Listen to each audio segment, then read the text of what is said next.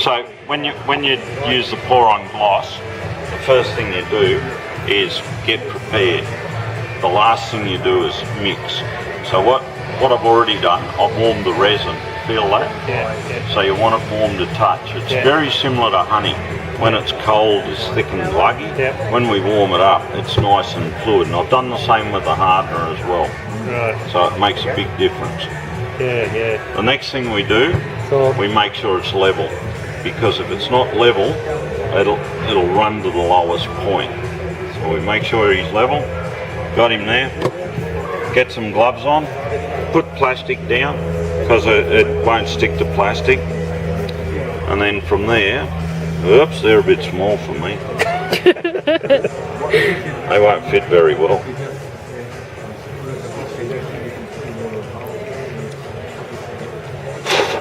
Oh, beautiful. So we always wear gloves.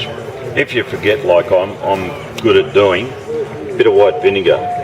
It'll melt the epoxy, and then hot soapy water. Don't use solvents. Leave that for cleaning up tools and things.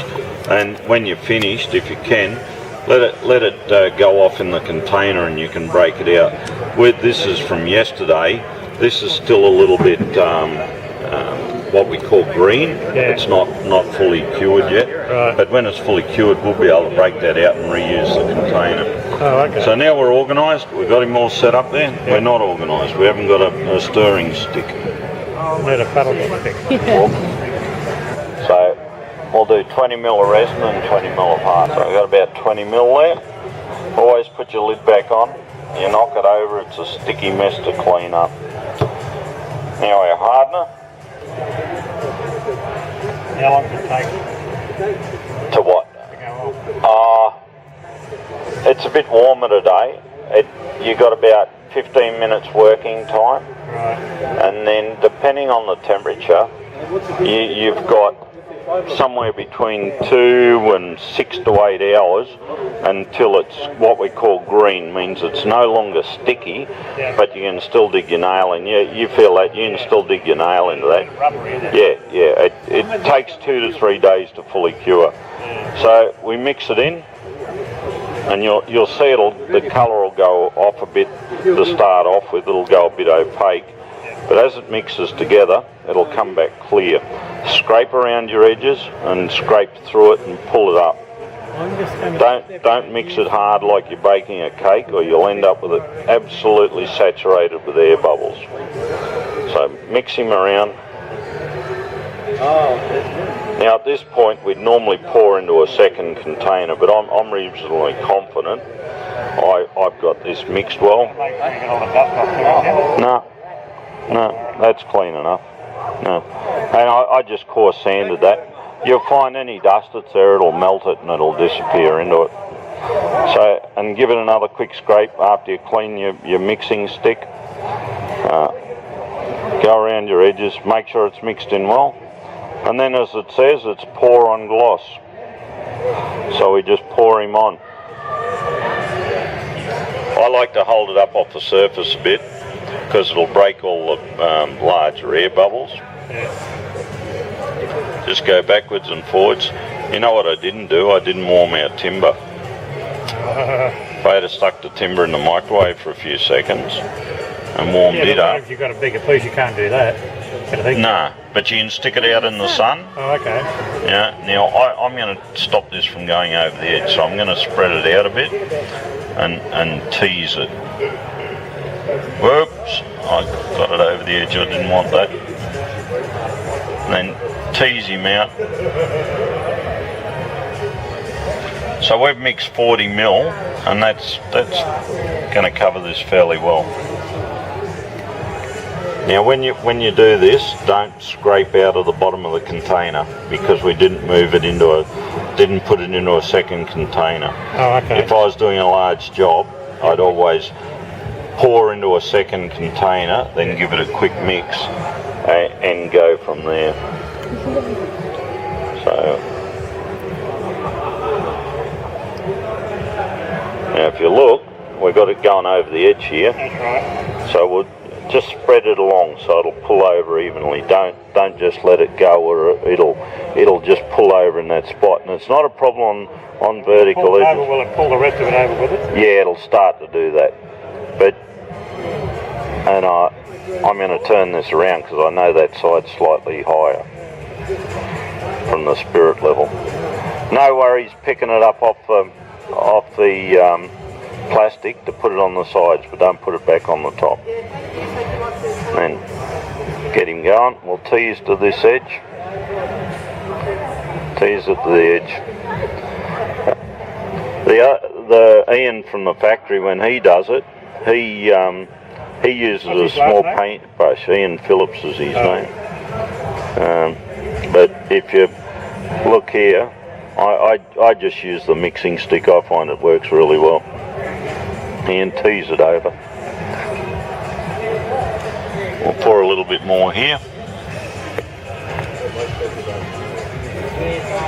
Now you see how all the air bubbles are trapped in it? Yeah. We're going to get rid of them.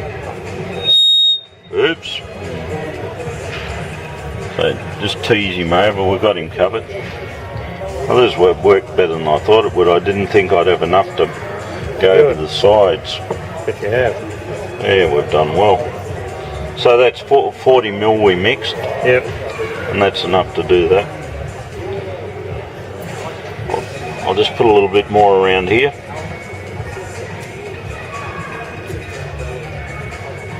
Actually, I should leave this side bare, shouldn't I? Just to so you can, when you've got a sharp edge, it'll run up to the edge. Yep. You've actually got to put a little bit of radius on and get it to start to run over for it to work well like that. I mean, scrape it back on the edge there. Yep. Away we go. How long does it take to dry? Well, it's temperature dependent. So at 20 degrees C, you're probably looking at around 2 to 4 hours. At 10 degrees C, it'll stop curing until the temperature comes back up above 10 degrees C. So if you're working with it in winter and you did the pour late afternoon, you could come back next morning and it'll still be a sticky mess. Don't sweat it. As soon as the temperature gets up above 10 degrees C, it'll start to cure again. The one thing you've got to be careful of when you play with this is don't scrape it, your container clean, because if there's any unmixed stuff, it's going to be around the edge there, and that's important. So a few other little things. Look, I'll get rid of the glove. If you're going to do things that have got cracks in them, always fill the cracks and the holes first. Don't just pour over the top, because it'll cause air bubbles. The other thing that'll cause air bubbles is if the temperature's rising. So if you did it outside like today, and as the temperature rises, the timber wants to give off air and moisture, that'll cause air bubbles. So avoid those two situations. You need to seal underneath, because the moisture can still come in from underneath and you'll get cupping. So it's important to seal underneath as well. Here's a good example. I did this at a field day, and when I poured it, I was in the shade. The afternoon sun came in, 2 o'clock in the afternoon, I had air bubbles everywhere. So that's a good example of what happens when the sun gets on it and it heats up. In other words, don't do it in the sun. No.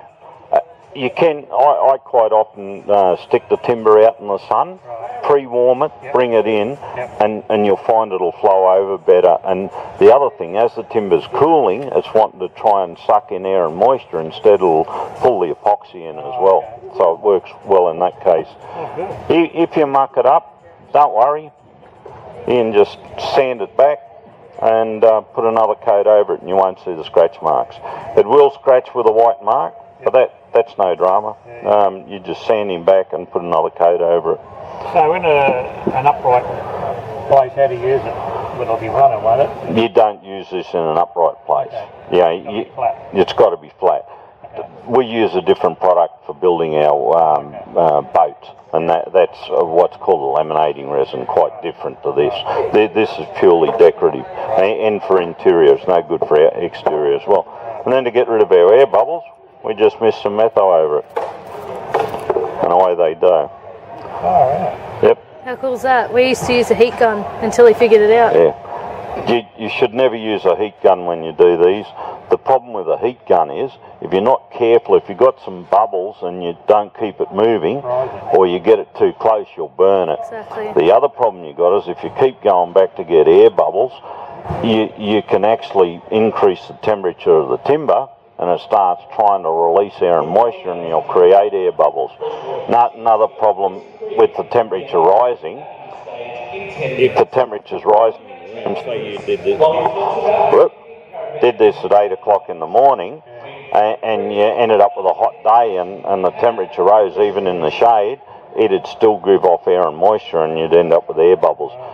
When we play with epoxies, what we normally do is do your preparation when the temperature's rising, do your application when the temperature's falling, and you can get around that problem as well. Or stick it out in the sun and get it hot, bring it in, and it's cooling down, and you won't get the air bubble issue. It's got a good finish on it, hasn't it? Yeah, we've got a bit of dust there, but we've had some dust laying on it. See, it's got those little white spots. But when you look at it on the side, it's hard to tell. Yeah. It's not too bad, though. I know. Just watch. No, it's landed on the surface. Those white dots. Yeah. Must be some dust in the air. Oh, yeah. Yeah. And that's it. So what are you going to do with this one here now? That was close.